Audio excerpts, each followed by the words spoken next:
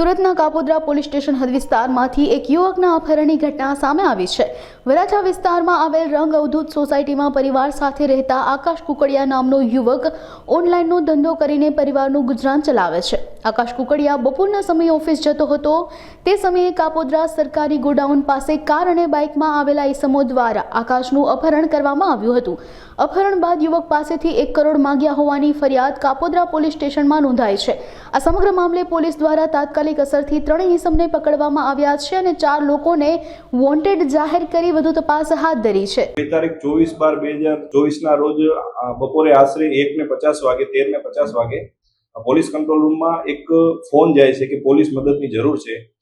કર્મનાથ મહાદેવના મંદિર પાસેથી એક ચશ્માની લારી ચલાવતા એક મહિલાનો ફોન જાય છે આવો, જેથી પોલીસ તાત્કાલિક ત્યાં મહિલા પાસે પહોંચે છે। તો મહિલા એવી જાહેરાત કરે છે કે અહીં આગળ 10 મિનિટ પહેલા એક સ્વિફ્ટ કાર અને એક બાઇકમાં એક બાઇકવાળાને આંતરી અને તેનું અપહરણ કરી અને ગાડીમાં નાખીને લઈ ગયેલ છે તેવી હકીકત જાહેર કરતા પોલીસ તાત્કાલિક એક્શનમાં આવે છે અને ભોગ બનનારની જે એક્ટિવા બાઇક હોય છે તે ત્યાં જ પડેલી હોય છે મહાદેવના મંદિર પાસે, જેથી એક્ટિવા બાઇકના નંબર ઉપરથી એ વ્યક્તિનું ટ્રેસિંગ કરવામાં આવે છે, એનો મોબાઈલ નંબર મેળવવામાં આવે છે, એના લોકેશનના આધારે એ અબ્રામા સાઈડ હોય છે એવું માલુમ પડે છે। ત્યારબાદ એને ફોન કરવામાં આવે છે।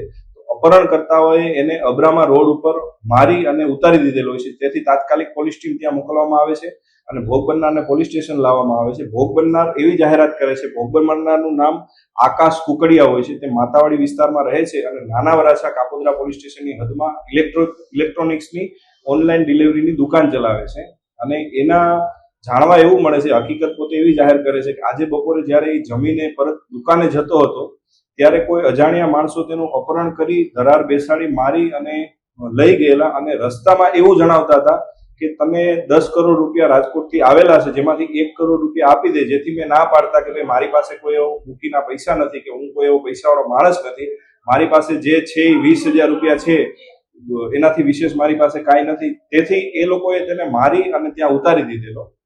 બનાવની ગંભીરતા સમજતા ક્રાઇમબ્રાન્ચની ટીમ પણ તપાસમાં સાથે જોડાયેલી અને એવું હકીકત જાણવા મળેલ કે આ જે વ્યક્તિ છે આકાશ, એમનો એક મિત્ર છે ખુશાલ કરીને, એ ખુશાલને આની સાથે પૈસાની લેતી દેતી હશે અને પૈસાની લેતી દેતીમાં આ સમયસર પૈસા જે ભોગ બનનાર છે એ આપતો નહીં હોય, જેથી કરીને એમના એક મિત્ર જનકને એને વાત કરેલી કે ભાઈ આ મારો મિત્ર મને પૈસા નથી આપતો, તમે મને પૈસા ઘટાડી દો અને વધારાના પૈસા જો મળે તો તમે રાખજો। જેથી જનકે તેના અલગ અલગ મિત્રોને બોલાવી અને આ એક ષડયંત્ર રચેલું કે ભાઈ આનું અપહરણ કરી અને આને મારી કૂટી અને આની પાસેથી પૈસા કઢાવીએ। બનાવની ડિટેક્શન રાત્રે થયેલું, જેથી આરોપીના નામ પણ રાત્રે ખુલી ગયેલા, જેથી જુદી જુદી ટીમો બનાવી અને મહેનત કરી અને એમાંથી 3 આરોપીઓને રાત્રે પકડી લીધેલ છે। એ આરોપી પૈકી જે મુખ્ય આરોપી છે ખુશાલ રમેશભાઈ સાવલિયા, કે જેણે આ આખું ષડયંત્ર રચેલું, એને પકડવામાં આવેલું છે।